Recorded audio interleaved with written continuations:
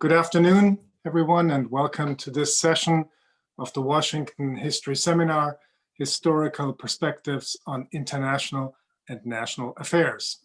This afternoon, we will focus on a new book by University of South Carolina Professor Patricia Sullivan, Justice Rising, Robert Kennedy's America in Black and White.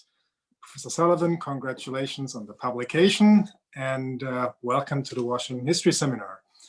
We're also very fortunate to have with us North Carolina State University's Blair Kelly and Harvard University's Kenneth Mack, who will both provide initial comments and begin this afternoon's discussion that we hope will involve many of you in the audience as well. Professor Kelly and Professor Mack, warm welcome to the Washington History Seminar as well. I'm Christian Osterman. I direct the History and Public Policy program at the Woodrow Wilson Center in Washington, D.C. And as most weeks, I have the privilege and pleasure to co-chair this seminar with Eric Arneson of the National History Center and George Washington University. Today, Eric will introduce our speakers and moderate the discussion. The Washington History Seminar is a collaborative effort of two organizations, the National History Center of the American Historical Association and the Wilson Center's History and Public Policy program. Over the past decade, we have held well over 300 of these sessions. The seminar series serves as a nonpartisan forum to discuss important new historical findings, insights, and publications. Prior to the pandemic, we met on a weekly basis at the Wilson Center in Washington, but for a year now, we've been very pleased to come to you via Zoom and Facebook Live. I'm delighted that so many more people have been able to attend and participate in these sessions. Behind the scenes, two individuals helped produce this event, Rachel Wheatley for the National History Center and Peter Bierstecker for the Wilson Center. Our thanks to both of them. We'd like to acknowledge our supporters and we welcome all of your support. Details on how to support the seminar are available in the chat function right now, or simply go to our institutional websites. We welcome your support. Let me invite you to join us next week, July 8th. That's a Thursday, not our regular Monday because of the 4th of July holiday, for discussion of Justice Deferred with Orville Burton and Armand Derfner. And on July 12th, back to our regular Monday schedule when we'll have Pulitzer Prize winning author Kai Beard talk about his new biography of Jimmy Carter, The Outlier. A couple of technical notes. Today's session will be recorded and will soon be available on our respective organizations' websites. For the Q&A part of the seminar, you have three options to intervene to join the discussion. We prefer that you use the raise hand function in the Zoom functionality. Once you press the button, you will be entered into a queue. When the moderator, Eric, calls on you, you will be given a prompt that will ask you to unmute yourself. Please do so, and then you will be able to speak and we can hear you. You can also use the Q&A function on top or at the bottom of your screen to post your question, and Eric will posit them to the panelists, or you can email us your question at rwheatley@historians.org. And with that, Eric, the Zoom room is all yours. Christian, thank you very much. I am delighted to be joined by this wonderful panel this afternoon, and I am delighted to introduce Patricia Sullivan, who is a professor of history at the University of South Carolina, where she teaches modern U.S. history, and she specializes in African-American history, race relations, and the history of the Civil Rights Movement. She is the author of Days of Hope, Race and Democracy in the New Deal Era, published by the University of North Carolina Press back in 1996, and Lift Every Voice, the NAACP, and the Making of the Civil Rights Movement, published by the New Press in 2009. I have to say, I have learned from and relied greatly upon both books in the course of writing the book that I'm working on now. I return to them constantly. And in addition to these important studies, she was the editor of Freedom Writer, Virginia Foster Durr, Letters from the Civil Rights Years, and a co-editor of New Directions in Civil Rights Studies and the 2-volume encyclopedia Civil Rights in the United States. And for the University of North Carolina Press, she is an editor of the John Hope Franklin series in African American history and culture.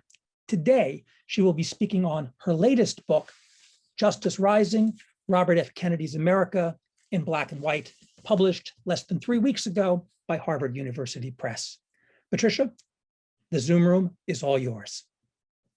Thank you, Eric, for that generous introduction and for the opportunity to be here with everyone this afternoon. It's great to see my old friends, Ken Mack and Blair Kelly.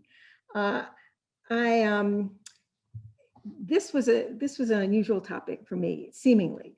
And I'd like to just say a little bit of how I came to it.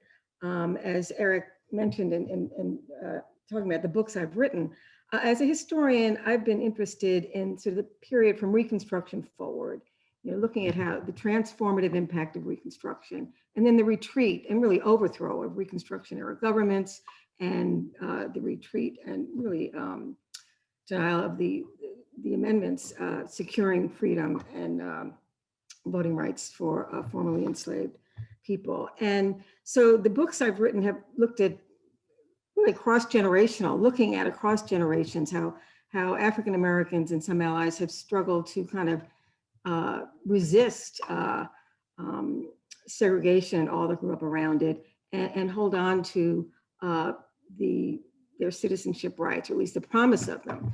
Charles Houston had a famous, well, not famous, but a notable way he described this, in the darkest days of Jim Crow, how people kept the light burning on the peak of absolute equality. My most recent book, as Eric mentioned, was A History of the NAACP, and focusing from its founding in 1909 up through the 1950s. And that book really enabled me to look across several generations and nationally at sort of the racial dynamic during these decades of, what's happening in the South, and how people are resisting and trying to endure in the face of Jim Crow laws and the terror and violence that went with them. And also sort of the transformation that occurs during this decade as African Americans migrate to the West and to the North, and really transforming the racial landscape of the country. So by the end of the 1950s, nearly half of African Americans live in cities in the North, outside of the South, where segregation is deeply entrenched. In the course of this study, I mean, what was most interesting to me is how individuals and groups and organizations, particularly the NAACP, really built a resistance, and through all kinds of ways: legal brilliance, the strength of Black communities and institutions, interracial alliances, again, to keep the hope alive and to make gains where they could. So upon finishing the NAACP book, I was ready to take a fresh look at the 1960s in the context of what's very dynamic, shifting, cross-generational movements that comprise the struggle for civil rights and Black freedom. And so I read around and wrote up a working proposal, and Robert Kennedy popped up a couple of times, and that sort of surprised me. And my literary agent suggested I write a book about him, and I said, well, that wasn't my plan, And but I read more, and in fact, Blair Kelly was one of the people early on who encouraged me. She said, he's really interesting. And what I found was that Robert Kennedy's public life, coming into national prominence in 1960 with his brother's campaign, and really being a major figure through the 1960s, was a way to look at, open up this decade to fresh exploration, and see the ways in which the demands of the civil rights movement and really struggles across the country forced the issue of race, racial inequality, and racial justice onto the national agenda and required a response. 1960 was really a year of convergence. And again, we had the campaign. This migration to the North meant that Black votes in the North were pivotal in national elections. And then the sit-ins emerged that year. And again, I sort of took a fresh look at the sit-ins. I found wonderful sources at Harvard of young reporters who went south to find these college students who led the sit-in movements. And it really kind of reacquainted me with the kind of faith in sort of where they came from, growing up in Southern communities, in families and communities that kept alive their understanding of their rights as citizens, and the kind of faith in democracy, and just to really force the nation to face this reality. So this is the political world that the Kennedys emerge into. And as I discovered in my research, the Black vote is very pivotal in the election of John F. Kennedy. And to the course of their campaign, they are beginning to respond to not only the demands that are raised by the civil rights movement, but the opportunities created by the civil rights movement to begin to face the reality and the problem of racial inequality and its deep historical roots.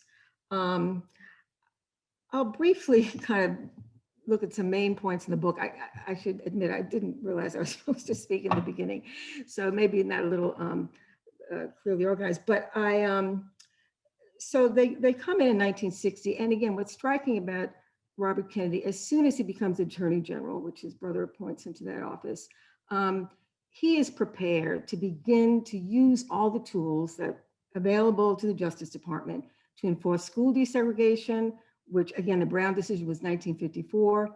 School desegregation had made very little progress in Southern states, and to enforce voting rights. And he builds a legal team that is, Thurgood Marshall compares it to the NAACP in terms of lawyers going into the field to begin to litigate cases and to begin to push for enforcement of court-ordered school desegregation. But the one thing that really sets things off are the Freedom Rides, which happened in May of 1961, sort of about 4.5 months in. And that's when they really have to confront this determination of Southern public officials from the governor on down to maintain segregation, to obstruct the law, and to tolerate mob violence. In the case of the Freedom Rides, with these individuals trying to travel, as was their right, through the South without being segregated. And in the wake of the Freedom Rides, Kennedy made a really interesting comment to John Doerr. He said, "Those fellows are at war with this country." So he really understood that there was a huge political and crisis, and more than political, I mean, division of powers, and how to really move forward as the movement accelerates and is determined to continue on and really change the South and the country. So that's going on. But the other thing, and again, early on, this really drew me to him, and really interested in him, was his early on, he begins to look at the problems in urban areas and the consequences of this entrenched segregation that has grown up as people began migrating, starting in World War I, by the early 1960s. And he really sees a problem that, as he was saying, is decades in the making. He reads Baldwin, that amazing essay he publishes in the New Yorker, and he understands that this is explosive. This is not just changing the law, it's really dealing with deep-rooted structures of racial segregation that impact poverty, criminal justice issues, housing conditions, education. So he has a national perspective. And in the 2.5 years that the Kennedy administration is there, they move on multiple fronts, again, in response to the movement, in response to pressures in northern cities, and as they really come to terms with the dimensions of this problem. Both JFK and RFK refer to a crisis 100 years in the making. And so they really root it back to Reconstruction, and then the denial, the subversion of those amendments that provided full citizenship, and we're going to realize the notion of we the people. A few main points that I'll wrap up with that I think are eye-openers to me was where the Civil Rights Act comes from. And the work of the Kennedy administration during these years in response to the South, with these lawyers working in the South, where to find the room to get legislation to empower the federal government. And of course, as most listeners will recall, Southern Democrats dominated the Congress, were united in opposition to any laws that challenged segregation. And so waiting for that opening to begin to, and in 62, they introduced legislation that's often overlooked to try to deal with literacy tests, filibustered. After Birmingham, with the intelligence that these lawyers have gained, again, and they're working with SNCC activists in Mississippi around litigating these cases on voting, they're ready to move in the wake of Birmingham, which really thrusts this crisis to a national more than audience, just to the country, with the dogs attacking protesters, fire hoses, and protests erupting in cities across the country in response to this. And so from May until November, when President Kennedy goes to Texas, they write a civil rights bill. They figure out how to put together a bipartisan coalition that's essential to getting it through and defeating a filibuster, getting a strong bill through. And they begin having meetings where they bring in all kinds of groups to begin building public support through churches, labor unions, women's groups, legal groups, and the rest. And so what you have by November 20th, when President Kennedy leaves for Dallas, is everything's in place for the Civil Rights Act that will be signed a year later by Lyndon Johnson. When he leaves on November 20th, it's passed through the Judiciary Committee. And as Nicholas Katzenbach has said, that was the bill that was ultimately passed with that strategy that they had devised. So again, that was pretty new to me. And I think it's a fascinating part of the study. But then President Kennedy is assassinated. And Robert Kennedy, at this point, I guess, in writing the book, I really came to realize what that meant. I mean, what was lost when President Kennedy was assassinated. Robert Kennedy carries on and he runs for the Senate. He's elected to the Senate. And at the center of his concern are the issues of civil rights, of race, of poverty. And he comes into office in January of 1965, which begins one of the most tumultuous periods in American history. Lyndon Johnson begins to escalate the war in Vietnam. Cities begin exploding. I mean, in 1964, shortly after the Civil Rights Act is passed, you have urban uprisings in Harlem, Philadelphia, and Rochester, in response to a police incident, but again, to these conditions. And Watts is in August of 65, during the first year of Kennedy's term in the Senate. And his response to Watts is really telling, because the Watts uprisings was a really racial disturbance in history up to that point, leaving more than 30 people killed, widespread, a city on fire. And this is where you have the push for law and order. I mean, across the political spectrum, that's the major response. And Robert Kennedy responds to that by saying, how can you ask Negroes to obey the law, and it's a terminology used then, when the law has been used against them? And he didn't just mean policing, he meant being cheated by landlords and the various ways that people in cities were didn't have access to the law to protect their interests and their rights. And so this period from 65 to 68, and again, I won't even begin to try to summarize, but this is what he's concerned with. And as he, concerns about race and racial inequality lead to concerns about poverty. And you see that in the South with SNCC workers in Mississippi. People want to end segregation, get voting rights. And as they work in these poor communities, they see the legacies of racial discrimination, and that it's going to take more than changing the law or getting the vote to change, to begin to change that. During this period, Kennedy, many people are, I think what we sort of forget is how the depth and breadth of civic activism during these years, trying to address these issues. And King and Kennedy, Martin Luther King and Robert Kennedy, represent national voices that really are pushing, addressing working in cities. King goes to Chicago, Kennedy works in Bedford-Stuyvesant, to really turn the country in a new direction in the face of these tremendous challenges. And by 1966, they're still hopeful that this can happen. And I think that's a reflection of what's transpired in the previous 6 years in terms of the activism, the civic engagement, the organizing across the country.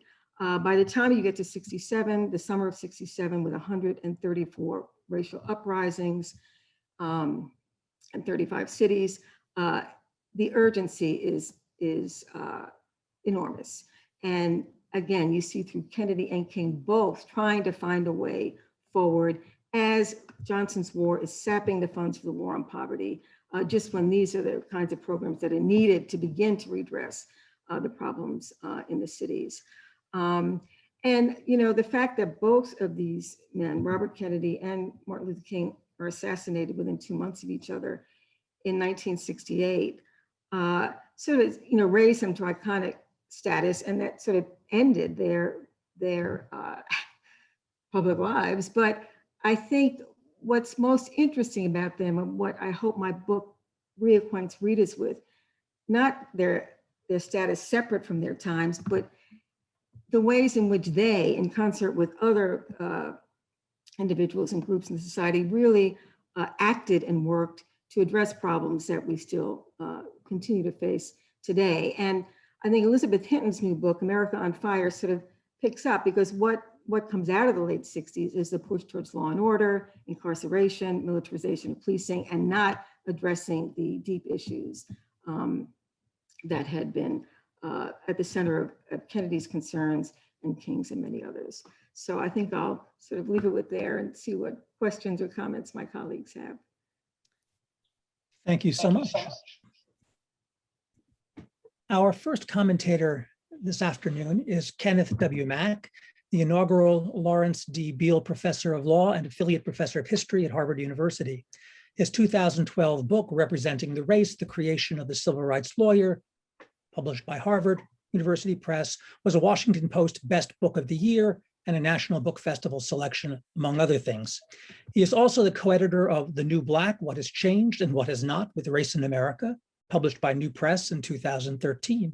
His work has been published in the Harvard Law Review, the Yale Law Review, the Journal of American History, Law and History Review, and other scholarly journals. He wasn't always a legal and historical scholar. He began his professional career, as an electrical engineer at Bell Labs, before making a different career choice with the turn to law and history. Before joining the faculty at Harvard Law School, he clerked for the Honorable Robert L. Carter in the U.S. District Court for the Southern District of New York, and he practiced law in Washington, D.C. Kenneth, the Zoom room is all yours. Well, first, thank you, Eric, for that wonderful introduction, and thank you for inviting me. Thank you to the Washington History Seminar for the invitation. It's a pleasure to be here with Pat Sullivan and Blair Kelly, two people whose work, along with yours, Eric, I have read for many years and profited greatly from. So it's a pleasure to comment on Pat Sullivan's book, Justice Rising, Robert Kennedy's America in Black and White. It's a book that promises, as Pat summarized in her wonderful and evocative introduction, promises to reorient and deepen our scholarly and public understanding of a surprisingly underexplored aspect of Robert Kennedy's life and career, which is race and civil rights. And to do so, the same thing for our knowledge of the 1960s. Scholarly interest in Kennedy, there's been a lot of scholarship on Kennedy, I should say. He makes an appearance in many, many books and articles, both popular and scholarly. There are kind of two poles to sort of Kennedy interpretations. There's the more admiring portrait drawn by historians such as Arthur Schlesinger Jr., and a revisionist view of particularly President Kennedy, but also his brother, drawn by Nick Bryant in The Bystander. And this is a book that promises to deepen and contextualize our knowledge of Kennedy, and I think both examine the contributions and maybe the ways in which the society actually went beyond, in many ways, what Kennedy envisioned at the end of his life.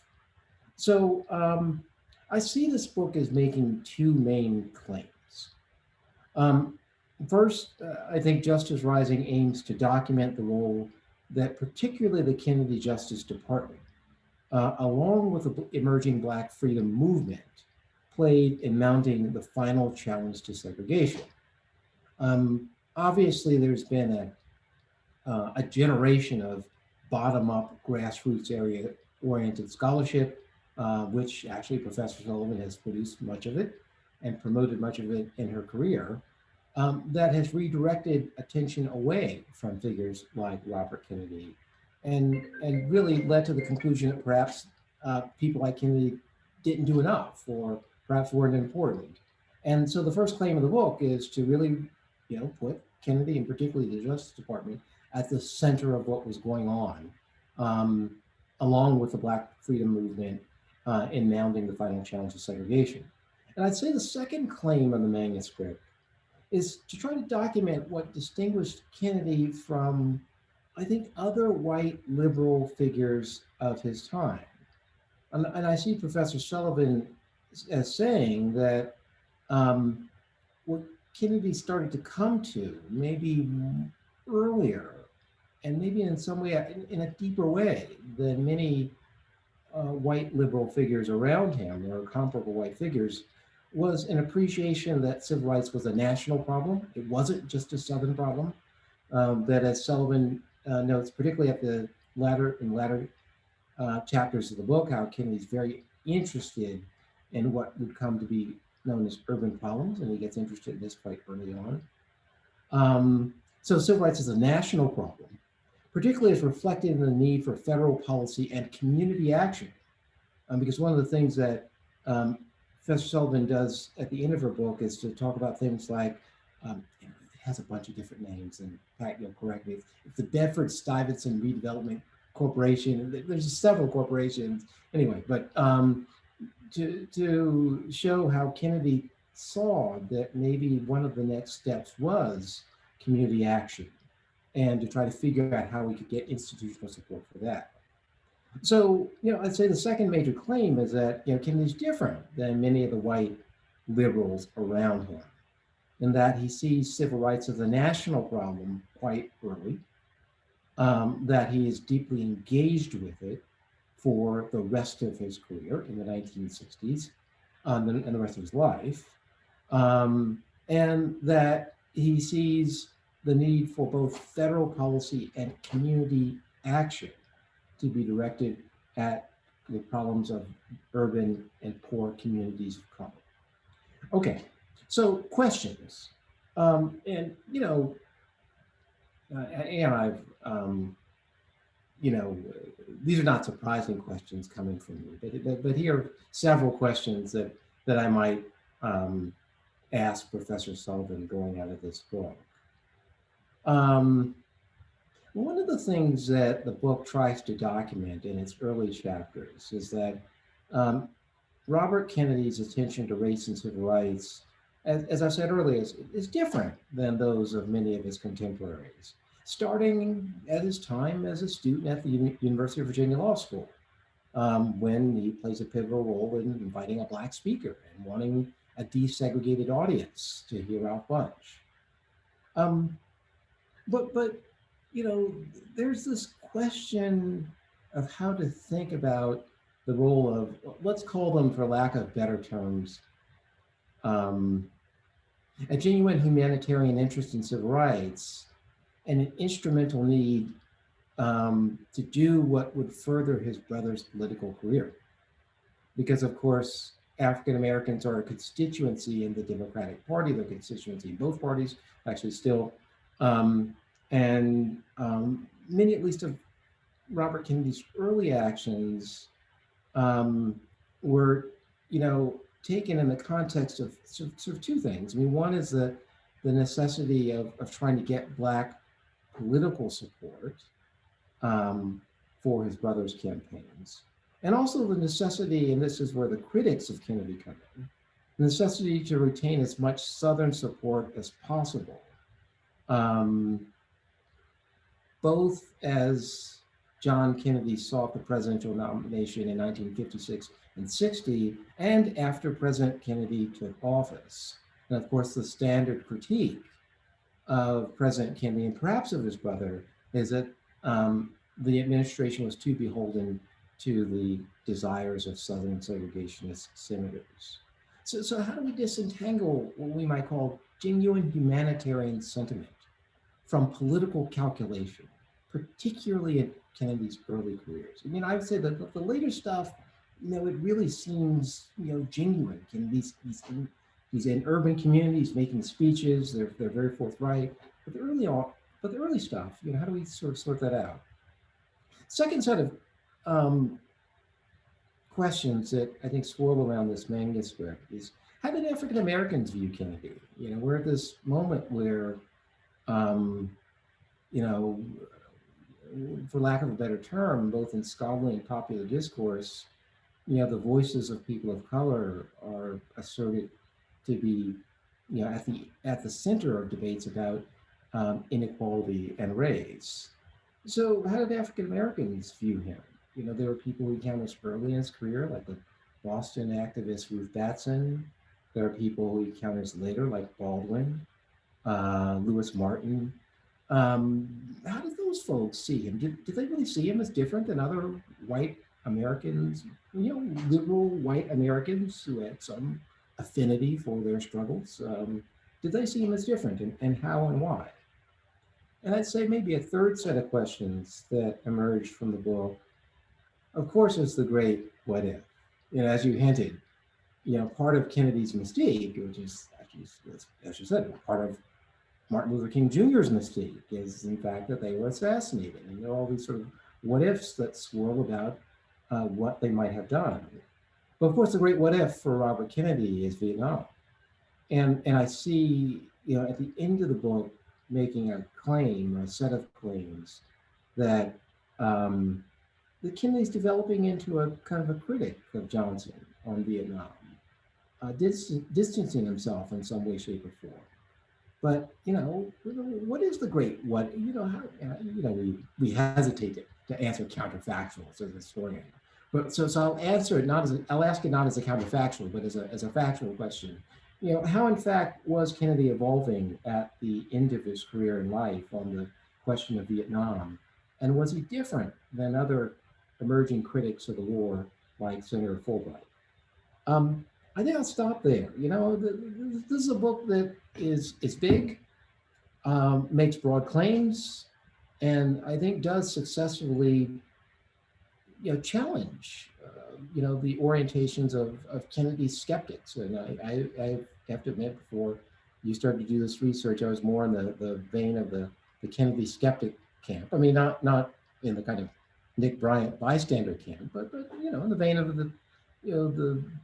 that the Kennedy brothers were really not at the center. So I do think the book successfully makes that claim, but there are kind of three questions that emerged from my reading of the text. So thanks. Thank you. Pat, did you want to respond to what? Yeah, sure. They're great questions, and I'll be brief. About the earlier Robert Kennedy, I think, and again, I was like Ken when my agent person suggested I write about Robert Kennedy. I'm like, what? But the earlier, I think what's really interesting is you mentioned the UVA piece, that Robert Kennedy was the product of segregation. Every one of his generation were the products of segregation. Well, they grew up in segregated worlds, and we have lots of problems today, but at least, our school, so he's coming from that. But what I guess I figured out or thought, and the Ralph Bunche case at UVA is a good example. He didn't absorb it. He didn't challenge it, but he didn't absorb it. And when he had the chance to bring Ralph Bunche, he invited Ralph Bunche to UVA, and there was this issue about a segregated space. he just, did everything he could and wrote to the president of the university and got an open meeting. He never claimed that as an epiphany moment, and it wasn't. Okay, he went back to, his children went to work in the 50s. But I think by 1960, they're absorbing things that I think scholars have missed. And again, we look for actions and they're functioning within a political context, right? And social context of their times. But I found this great interview with Thurgood Marshall where John Kennedy invited him to come have lunch with him at the Senate in April of 1960 to talk about the problems of civil rights and racial inequality. And Marshall ended up staying the whole day and said he gets it.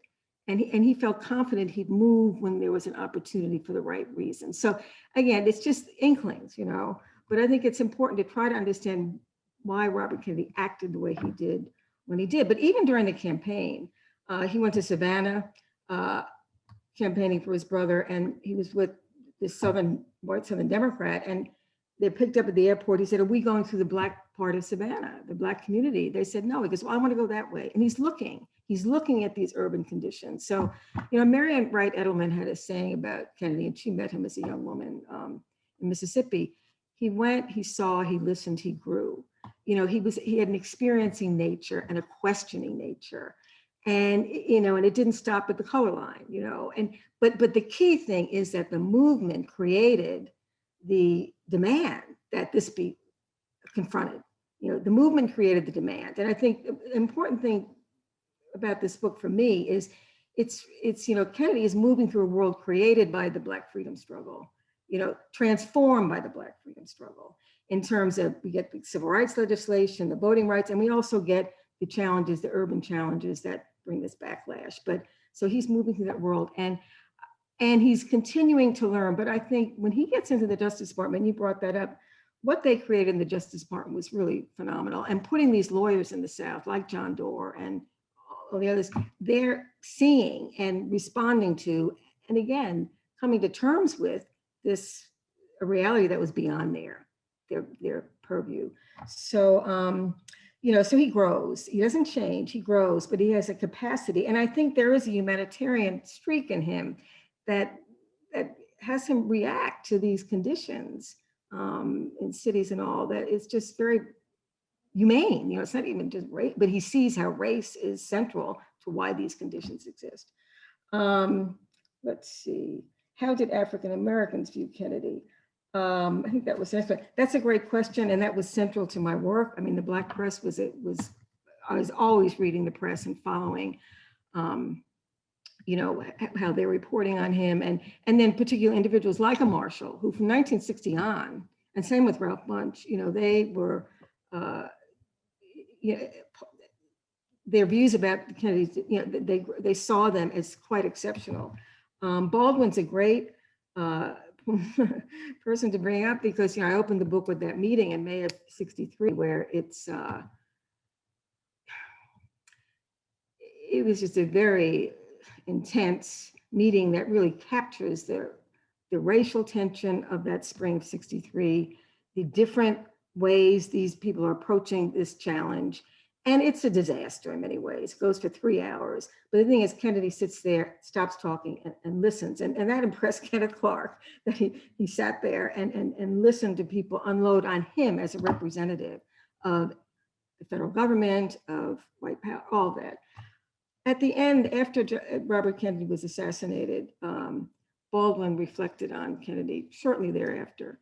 And they hadn't talked to each other since 1963. Not that they ignored each other, moving in different worlds. They were together one more time, and that was a king's funeral, but not a chance to really speak. And Baldwin talked about what was lost by the assassination of both John Kennedy and Robert Kennedy. He said they had minds that could be reached. They had minds that could be reached. And then he said about Robert Kennedy, he was a person in the 20th century who had enough passion and energy and patience. So, they were caught in that moment, and then as time went on and as things played out. So it's a great question, complicated question. And I think the book illuminates the answer in ways that I can't really describe, but yeah. So I think that, in Vietnam, I'll be brief about Vietnam. I mean, when he went to the Senate in February of '65. He aligned himself with senators who were questioning the policy to Americanize the war. And early on, he called for a negotiated settlement where the NFL could come to the peace table. And that was the settlement we got in 1974. So he was on for that. And if he had been elected president, there's no question that we would have moved. To me, we don't know for sure, as you point out, Ken, but, and he admitted, he took ownership of his brother's role, which he was part of that administration of deepening American involvement in Vietnam. But Lyndon Johnson took it further. And regardless of who did what, he said the point was to face it and find a way to end it. And that was one of the reasons he ran, but equally important was his concern about what was happening around race and poverty in the country. Thank you. Our second commentator is Blair L.M. Kelly, who is Assistant Dean for Interdisciplinary Studies and International Programs in the College of Humanities and the Social Sciences, and an Associate Professor of History at North Carolina State University. Her first book, Right to Ride, Streetcar Boycotts and African American Citizenship, won the Letitia Woods Brown Best Book Award from the Association of Black Women Historians. She is currently working on a new book, Black Folk, The Promise of the Black Working Class, for Live Right, W.W. Norton and Company, for which she was awarded a 2020 Creative Nonfiction Grant by the Whiting Foundation. And I will simply add, I can't wait to read that book when it comes out. Blair, the Zoom room is all yours. Thank you, Eric, and thanks for inviting me to talk about this tremendous book that Pat has written for us. I guess I do remember that conversation, Pat, where we were talking about Robert Kennedy, and you were saying, like, I can't write about Robert Kennedy. And I was like, but we don't know enough. And I think what I pictured was that a person like you, a person who writes really grand and intricate histories of how change has happened on the inside, could bring something to the question of Kennedy and Black life in America in a way that no one else really would or could. Your skill set in teaching civil rights and understanding it from a policy point of view, from that long vision of what became possible because there were earnest people working in so many different communities very quietly for so long, that you bring to us in Days of Hope, that you demonstrate to us in your study of the NAACP, it's brought to bear here. And so it was interesting to read Kennedy against the history that you taught us so much about, to read it against, I was just trying to make a litany of the names, right? To James Baldwin, the John Doerr, Robert Lever, Bob Moses, who is such a giving person to always center and study. Martin Luther King, I think from a very different perspective than we've ever really gotten him. Cesar Chavez, John Lewis, Stokely Carmichael, Gloria Richardson, Diane Nash, one of my favorites always, Lorraine Hansberry, Amzie Moore, who comes up again and again. So, it's both, to me, a very familiar history and a completely unfamiliar history. So that every time you're discussing the course of the civil rights movement that Kennedy encounters as he is part of the campaign and then the administration of his brother is tremendously familiar to me.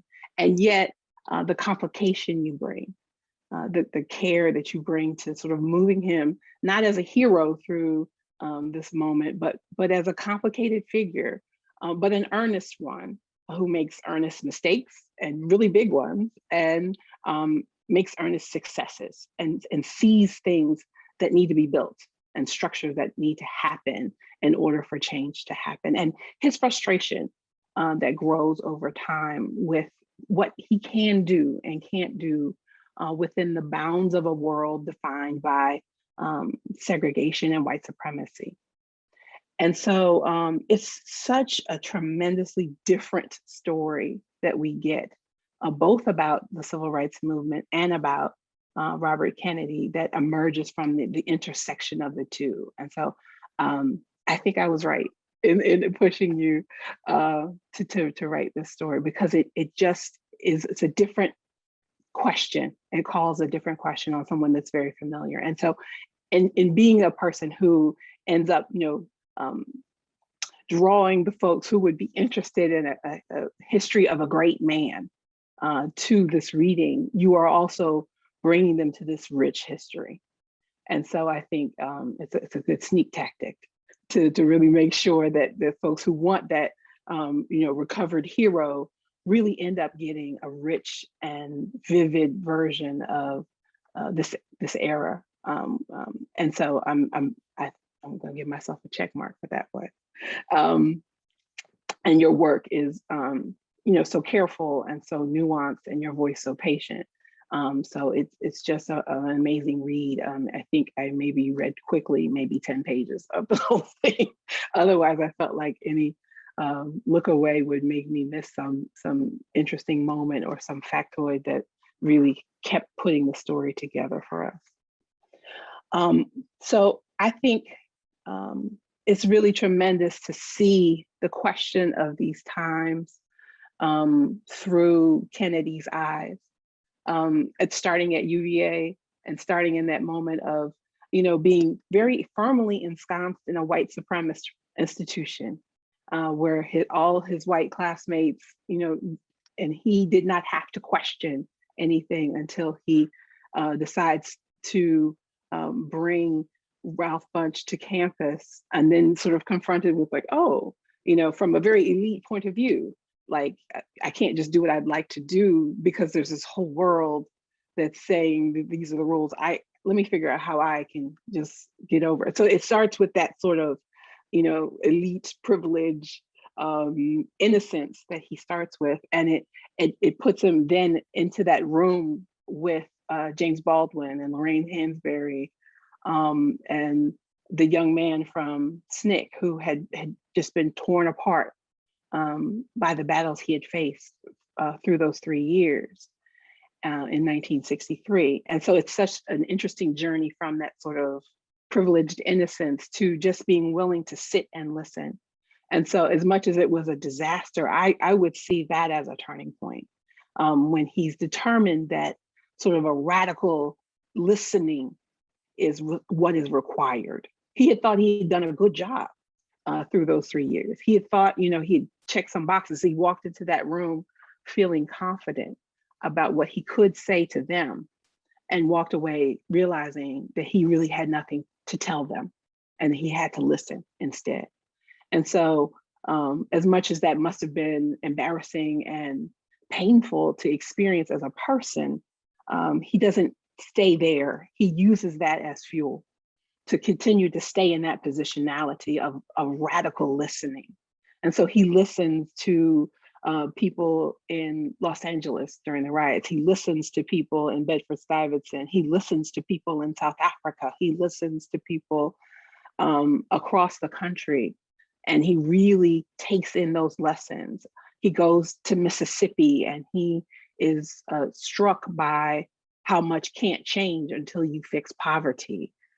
He's forever being open to the possibility of reshaping. And so I think that story is a story that we can take from this, that, to be an ally today, to build a better world, to work on legislation, to think about like, well, what do we do next, requires that kind of radical humility and listening that Kennedy is shaped into by this tremendous and extraordinary time period that he lives through. And a real willingness to use your positionality to fuel radical change where you are, and to call questions that make people uncomfortable, which is what he began to do as he ran for president.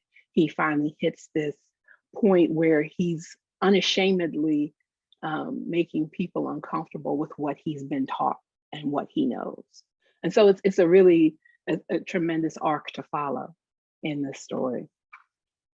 And so I guess if I have questions, I'm very I'm not always good at asking questions. It's not a talent of mine. But I wanted to hear what you thought about, and you're the person who taught me so much about thinking very critically about the FBI and Johnson and McCarthy. I wanted to hear your take on Kennedy's very fraught relationship to those sources of corrosive power as a part of the Kennedy administration. I also wanted to think about what he would have thought of white supremacy. The way that young activists are using it today as a way of really confronting the problems that America is still facing. How might he have answered their question about the meaning of white supremacy?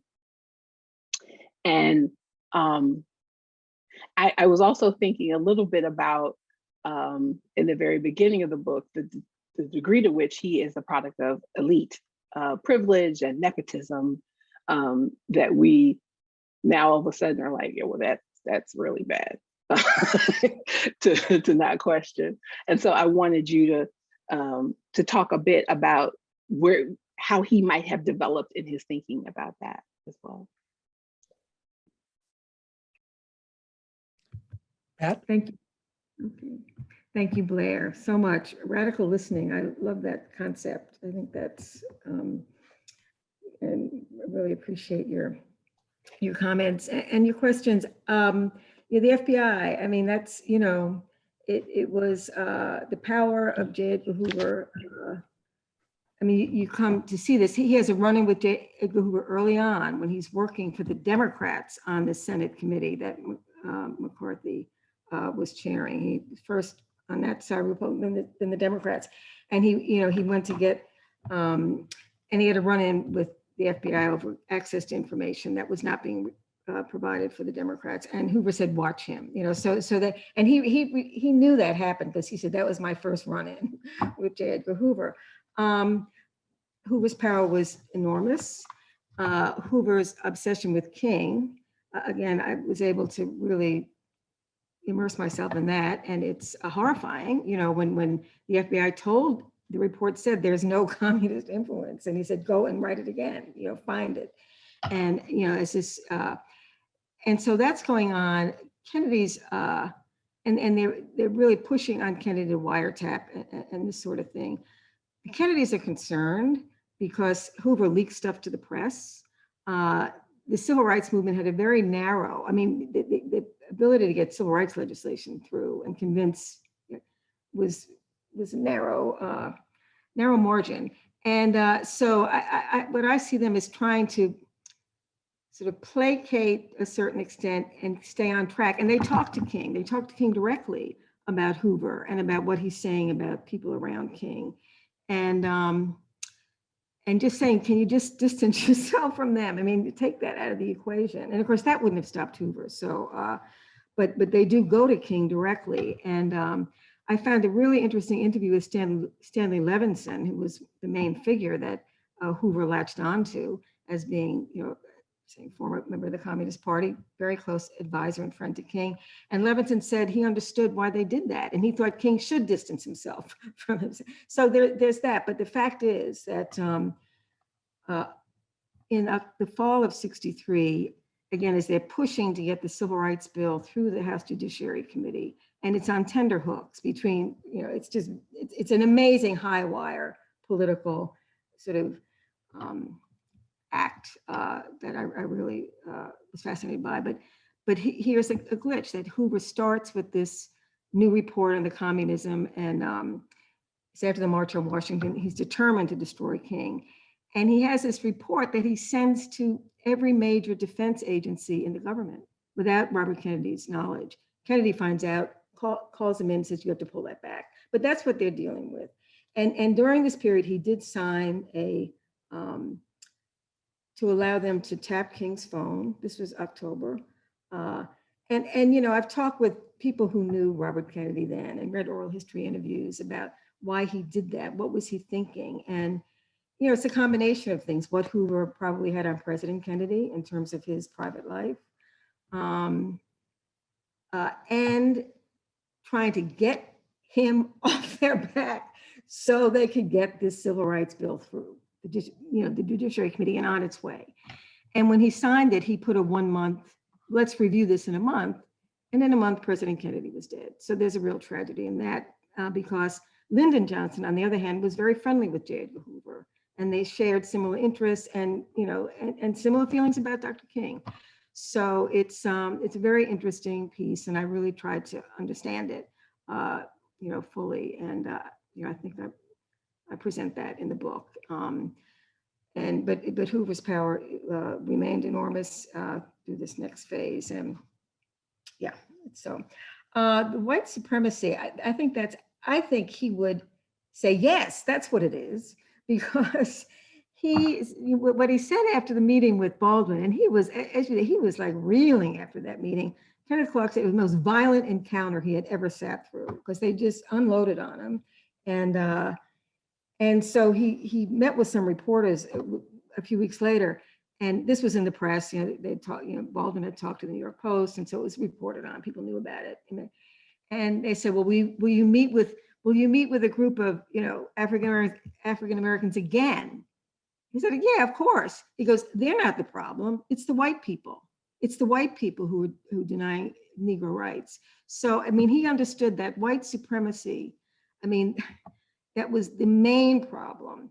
And I think he and his brother kept trying to find a way to appeal to, educate, pull people along, because they really saw that as a consequence, again, of this 100 years of a crisis in the making, where people were just indoctrinated, grew up in, absorbed, believed, and were manipulated. And his greatest criticism was for politicians who manipulated that fear, that ignorance, which was done quite successfully.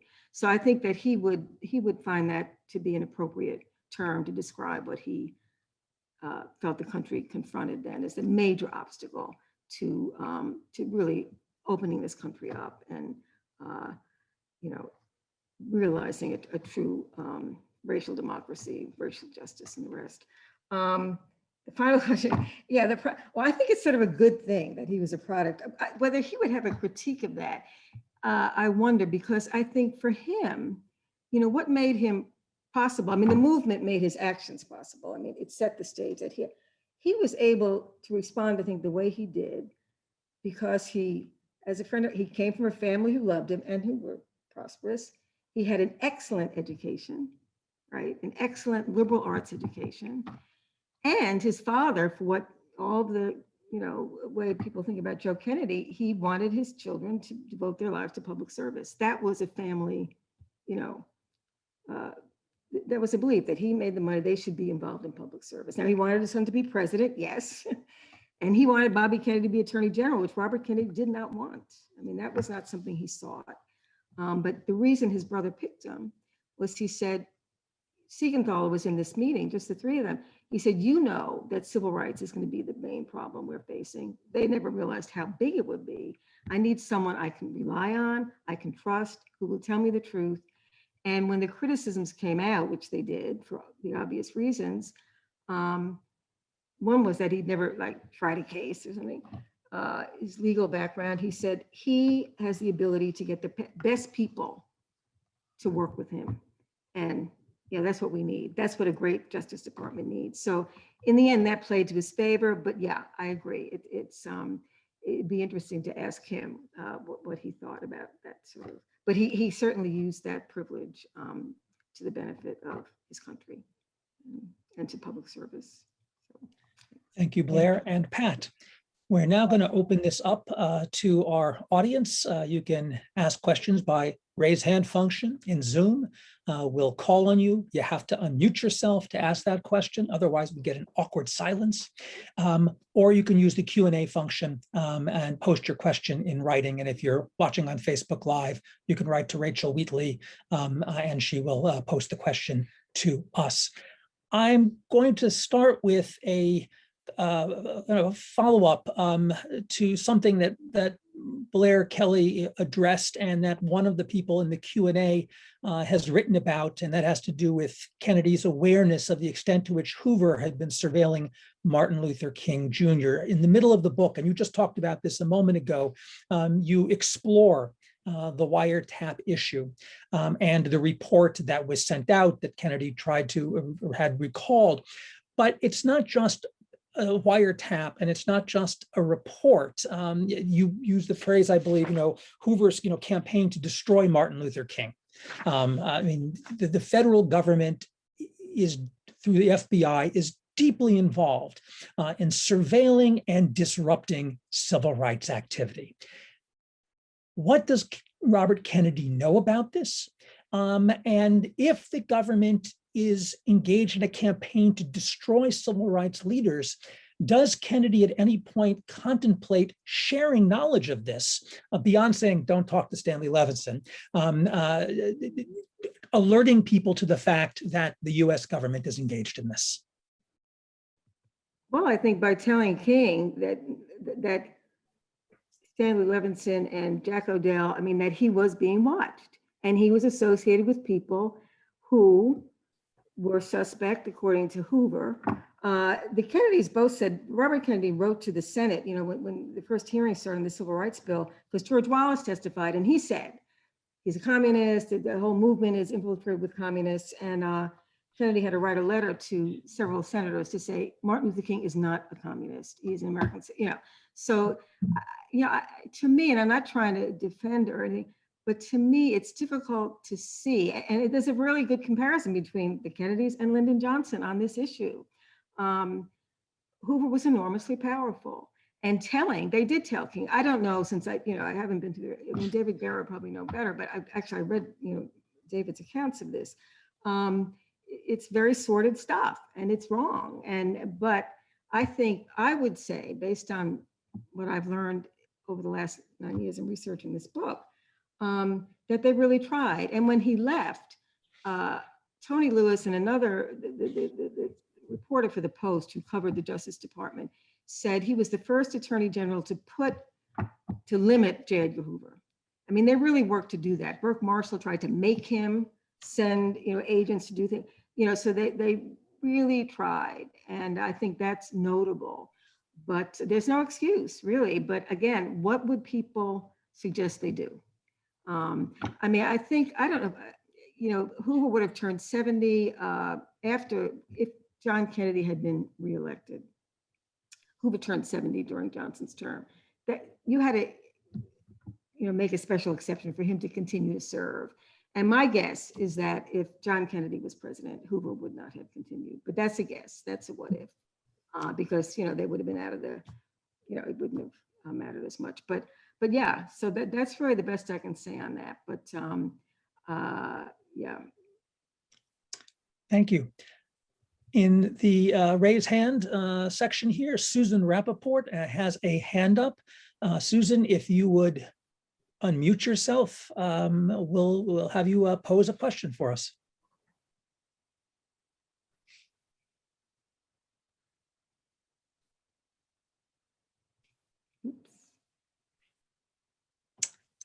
You need to unmute.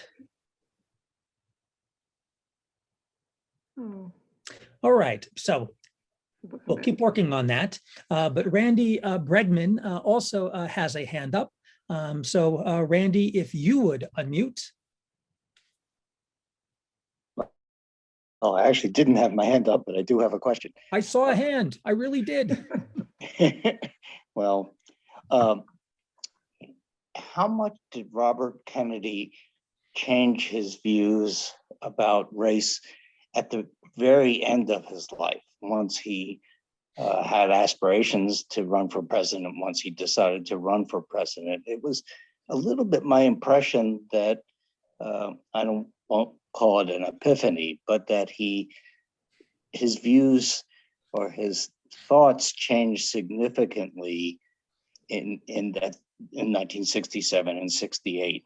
And to me, it came out in his public persona that he was, it was more of an issue, it was more of a passion to him. but I don't know if that was just the fact that he was running for president or whether he really did change. Thanks. Well, that's one of the reasons he ran for president. No, I don't think he changed. I mean, I think maybe that's been suggested, but what I learned through my work is that he, really by the time, I mean, he's learning through his years working as Attorney General, through his exposure to these urban areas where he develops federal programs, which become really the model for the community action programs in the war on poverty. And so, he's seeing racism as a real, he calls it a disease. He calls it a disease while he's Attorney General.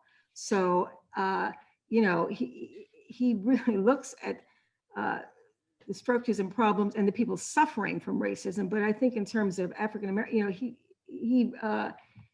it's not a change. I mean, I think one example, I was going to give you an example of early on in 65. Oh, no, Blair mentioned South Africa, which I hadn't really gotten to talk about. That's a wonderful episode when he's invited by the students, the only anti-apartheid organization active in South Africa. And he's there when the March Against Fear occurs in Mississippi with Stokely, after James Meredith is shot, Stokely Carmichael, Dr. King, and others carry through that march and meet tremendous violence, which the media pretty much ignores in terms of television. And when Kennedy returned, and then Stokely Carmichael makes, the call for Black Power, which was, an approach that had been embedded in the civil rights, Black freedom movement. But he announced it and it became a slogan that the media grabbed onto. Robert Kennedy never criticized Black Power. He knew it had many meanings and he thought Black empowerment was essential. He said, we've been too much worried about superficial integration. So, I mean, his ideas and his views were really very, again, informed by the times he's living in. And by the time he ran for president, what he was concerned about was really the attitudes of whites in this country and the crisis in America's cities, which was being met by militarization of policing and law and order, and not facing the deep problems, which are human problems that are affecting largely African Americans. So, I mean, that for me was, again, something I learned in researching and writing this book, that he grows through the 60s, but really by 63, he is someone who, this is central to his concerns about our country and seeing, again, learning from Black protest and all that's revealed through it, what this country has to face. And the other thing about him and his brother is that they knew history, and John F. Kennedy changed his whole opinion about Reconstruction based on what he went through at Ole Miss. So, so it's sort of a long answer, but no, I don't think that was a view that he developed in running for president. Thank you. Daniel Letwin has a hand up. Dan, if you would unmute yourself, you can pose a question. Hello. Hello. I want to thank Dr. Sullivan for this fascinating talk. Robert Kennedy and his times, the interaction between Robert Kennedy and his time strikes me as one of the more fascinating interaction between a politician and a time of enormous flux and a transformation and grassroots movements that I know of. And there's always been, I guess, in thinking about Robert Kennedy, those who talk about the good Bobby or the bad Bobby, and there are signs of each, right? RFK was clearly not a saint. He was a politician, and his career was filled with the kind of hardball tactics and grubby deals and cautious temporizing that you would find in any political figure of his outsized ambition. And you've spoken to some of that.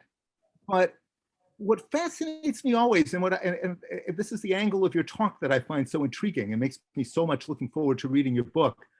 Over the last few years of his life in particular, he developed an extraordinary capacity, as you say, to listen, to evolve, to question stale Cold War assumptions and to empathize with those kept on the margins of life. And those trips he made to Delano and to the Mississippi Delta and to Eastern Kentucky and to the inner cities and to the Indian reservations, I don't think were particularly calculated to serve his political interests. But there was, I think, an impulse in the last question spoke to those last 2 or 3 years where he seemed to really be focused on highlighting hunger and the denial of human rights as points of action. And in fact, he helps it is largely his suggestion that the King and Marion Wright and so forth launched the Poor People's Campaign.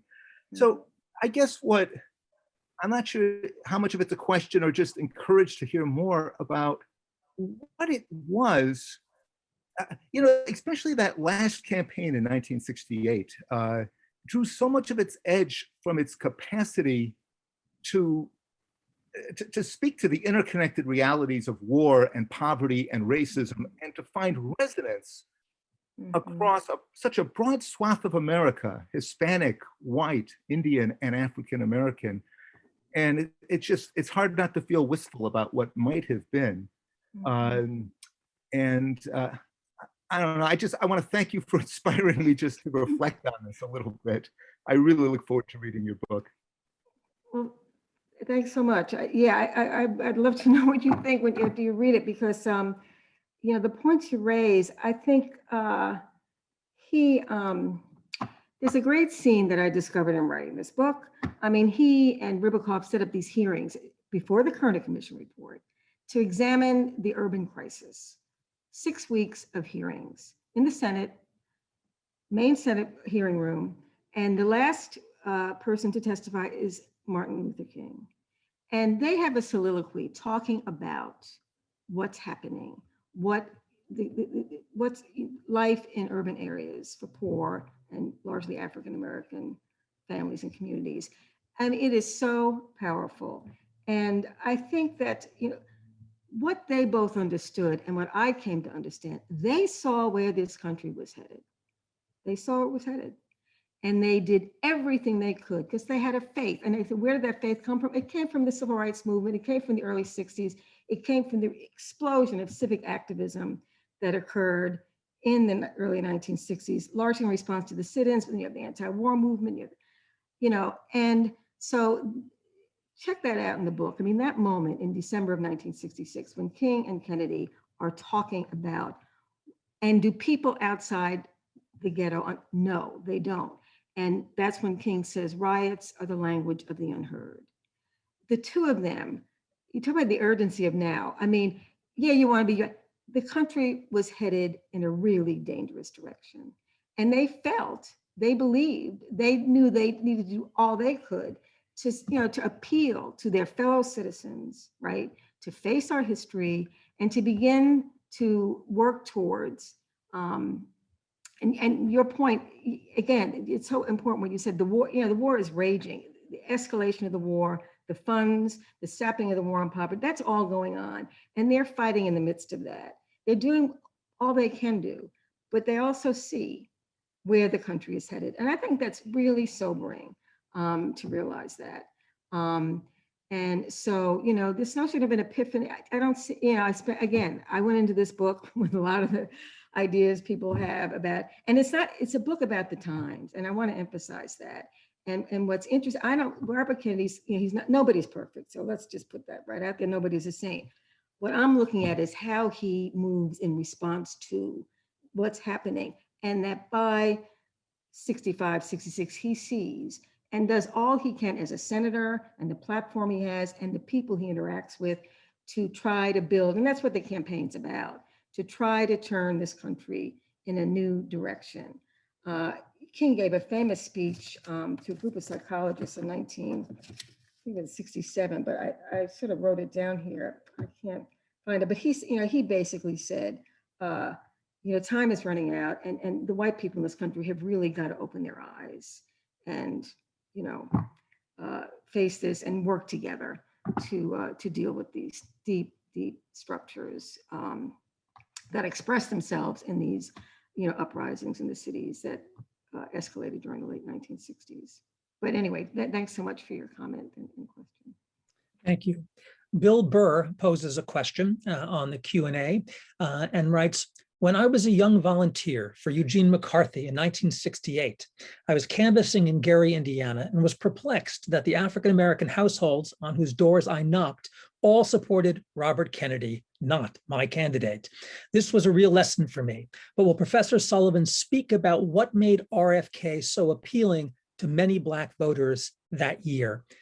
And I would also add, you have a wonderful example, I believe, before the California primary of Kennedy going to Oakland and meeting with kind of a tough crowd that he has to win over. So if you could just talk about his electoral appeal in '68 to Black voters.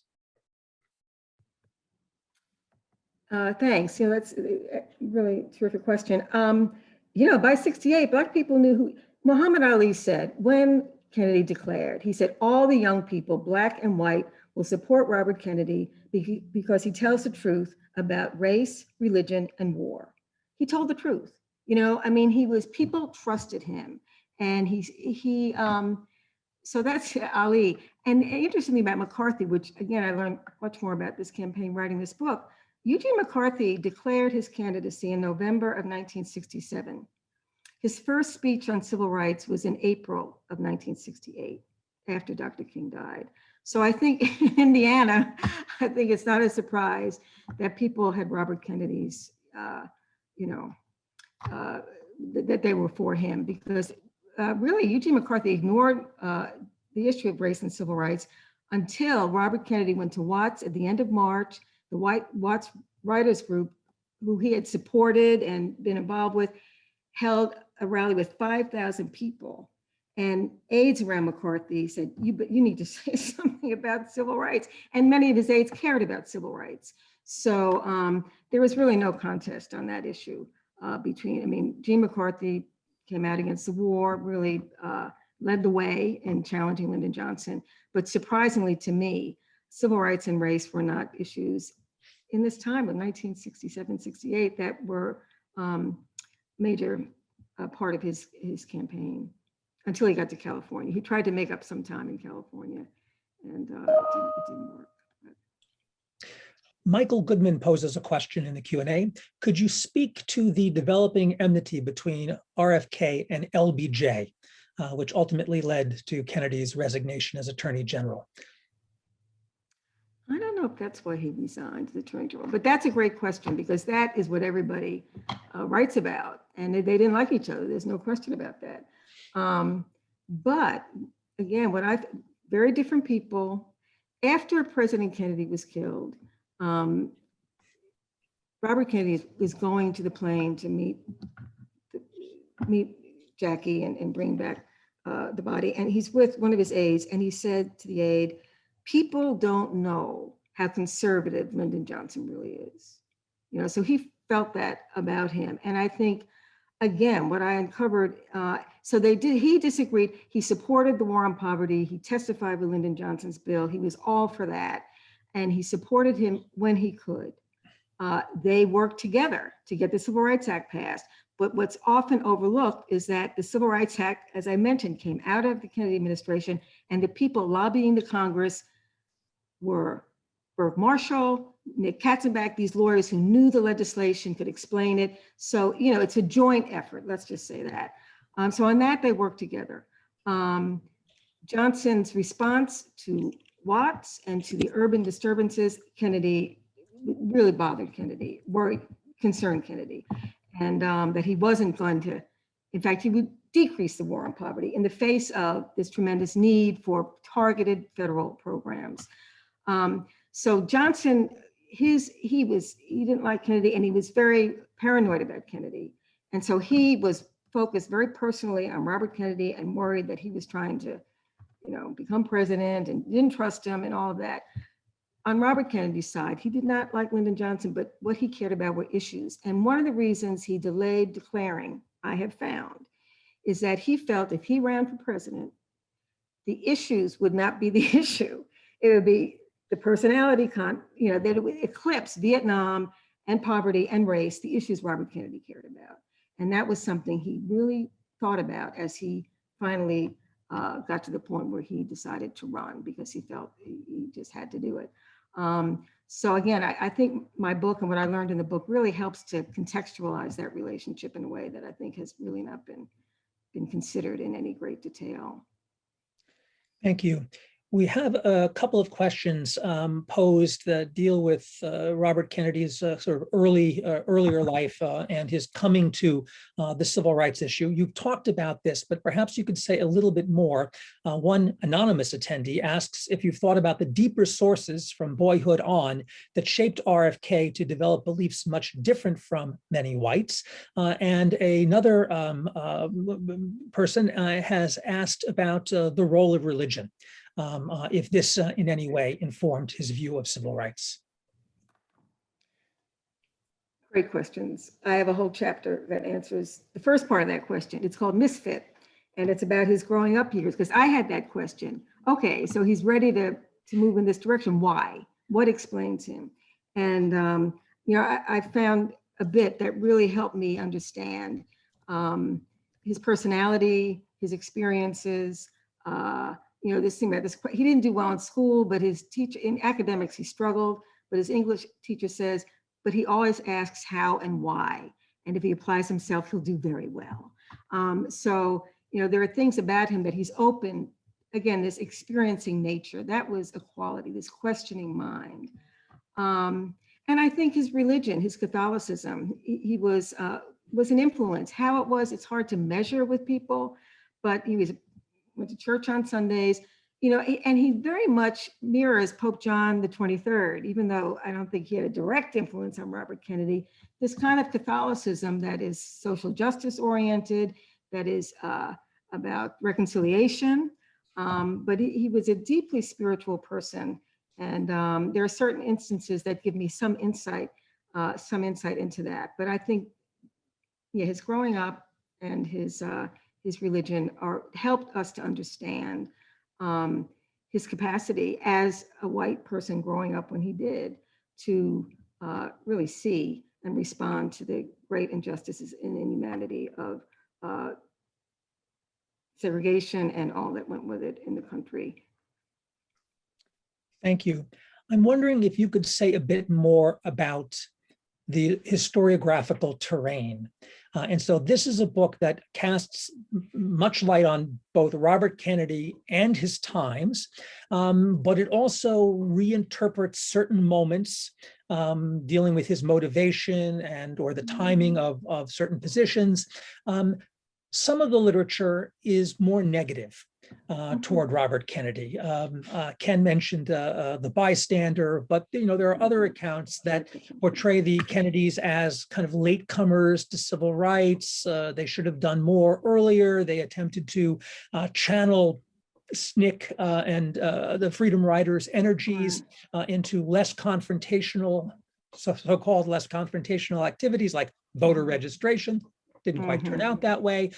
So much of the literature, some of the literature is more negative. Could you talk about the how and why Kennedy is portrayed the way he is in that literature, and just say a little bit, given the distinctiveness of the argument, why they're wrong? Okay. Myself is it. You know, I used to think that way, and because I, you know, read civil rights scholars and local histories. And I think that many of us have taken our cues from civil rights activists in the heat of the moment, how they, you know, felt towards the Kennedys, and they wanted more to be done. Now, the other question is what more could be done? That's not for them to worry about, you know, because they're on the front lines. I think scholars have been remiss in not really paying attention, serious attention to the Justice Department. I mean, Thurgood Marshall said it mirrored what they were doing in the NAACP in the 1940s. That's pretty good. Yeah, I just think that research, you know, conclusions are drawn based on insufficient research. And it's, you know, you can certainly understand how someone like Baldwin felt impatient and others. But again, Baldwin in 1970, and I think I'm the first person to quote that, how he felt by 1970, looking back and thinking what they'd all been, they're in the middle of the house on fire. You know, I mean, the country is just, how do you get a handle on this racial crisis 100 years in the making? So I think that's, and I think someone like, you know, some scholars cherry pick, you know, and I want to understand. That's why I'm a historian. I don't want to judge. I want to understand. And it turns out, as I came through this book, my interpretation is positive because what I found was, it's not a biography. I'm not going to answer, you know, account for every wrong step and this thing about ambitious or, you know, I mean, everybody's ambitious, but I think he was ambitious for our country increasingly. I mean, in 1960, he wanted his brother to win. There is no question about that. But once they got into the White House, both of them, I mean, John F. Kennedy's speech on June 11th, 1963, I urge everyone to read that. Maybe people think they've read it. That speech they wrote standing in a conference room after John Kennedy came out of a swimming pool, you know, because they decided they were going to do it that night. I mean, on the back of an envelope, this, that, the other thing, and then he gives that speech. And what he says in that speech, Benjamin Mays said, no one understood, no president before John Kennedy, not even Lincoln, was so forthright in their understanding and support of civil rights. So again, no one's perfect, but I really think it's time for kind of not a revision, but just a closer look. And I think that's what I had the opportunity to do in writing this book. And it's not about, you know, a hero. It's again, the movement created this opportunity for the Kennedys, but they brought something to it, and they responded to the demands and also to the opportunities. And again, what they would have done in different situations. I mean, yeah, they wanted the Freedom Riders to stop, but they didn't, and they wouldn't. Not going to listen to the Kennedys, you know, but how they saw it, they couldn't protect people, and they did worry about people, and they did worry with the Soviet. But really, it's in the heat of the fire, and they certainly did try to make them stop. So, and I think the voting thing, now that we're seeing how important voting is, what we're going through right now, that people that minimize the importance of voting as a civil right, it's just essential to all rights, is, you know, we need to rethink that. And they knew, because they were in Mississippi working. Bob Moses wrote to Burke Marshall in 61 and said, we're going to Mississippi. I'm going, and this is what we're going to do. So they were pulled right in, and they were in touch. John Doerr developed a relationship with Moses and the SNCC people. So they knew voting registration was violent, but they knew that they had, through the Civil Rights Act of 57 and 60, they felt like they had the tools to litigate, bring these registrars to court and make them, but then they found out about all, you know, how the whole system was stacked to really delay and obstruct getting anything up through the courts. So that's sort of a long answer, but I really hope my book contributes to a broader, a richer look and consideration of Robert Kennedy in the context of the times he lived in, and in relationship to this issue, because I think it really hasn't been fully appreciated. Thank you. We have it's a comment, but it's one I think worth sharing, from Peter Mason, who writes, I also worked for Gene McCarthy and saw RFK as an opportunist who launched his anti-war candidacy in '68 only after McCarthy demonstrated the political strength of the anti-war movement. But I also experienced, to my surprise, the depth of support for RFK, not only among African Americans, but also among Africans. I traveled to Ghana within days of RFK's assassination, and when walking the streets of Accra on my first day, I was accosted by people who, recognizing me as an American, angrily demanded to know why we had killed Bobby. Wow. No, that's powerful. That's powerful. And are you wrapping it up, or can I have a response? You can, absolutely. I appreciate, some of my best friends work with Gene McCarthy, and a great effort around the war. But I think that, again, I spent a lot of time on this, and his decision to run, as Frank Mankiewicz said, he started thinking about running after the Detroit uprisings and Johnson's request that the country pray. Okay. And he said he's done with the cities. I mean, at the end of that summer. So he did. And the decision to run, there are a lot of factors that went into that. And, you know, it was not, I would argue, again, just, it was not opportunistic. It's been interpreted that way, but I hope he'll read along in that chapter and see. And because again, for me, it was a learning experience to really try to get inside of that. And it was a very tough decision. His brother didn't want him to run. Ethel felt he should run. You know, it really, but he said he had to run for the future of the country and for the children. And I think, again, he had his eye on the future, and he realized that these issues around race and poverty had to be confronted, and we had to bring the country to face them along with the war. So anyway. Thank you. I unfortunately need to draw this to a close. I think we could go on for quite some time. There is a lot in this book, both on Robert Kennedy and America in the 1960s, that is worth reading, worth discussing, worth debating, worth learning from. I want to thank Pat, Blair, Ken, and Christian for this session, as well as those of you in our audience. Christian, back to you for final words. Thanks, Eric. Again, please join us next week, July 8th. That's the Thursday, for a discussion of Justice Deferred with Orville Burton, Armand Dürfner, and Barbara Phillips. Thanks to Patricia Sullivan, Blair Kelly, and Kenneth Mark, and Eric, of course, for a terrific conversation. Thanks to our audience for attending, for chiming in, for participating. We're adjourned. Stay safe and good night.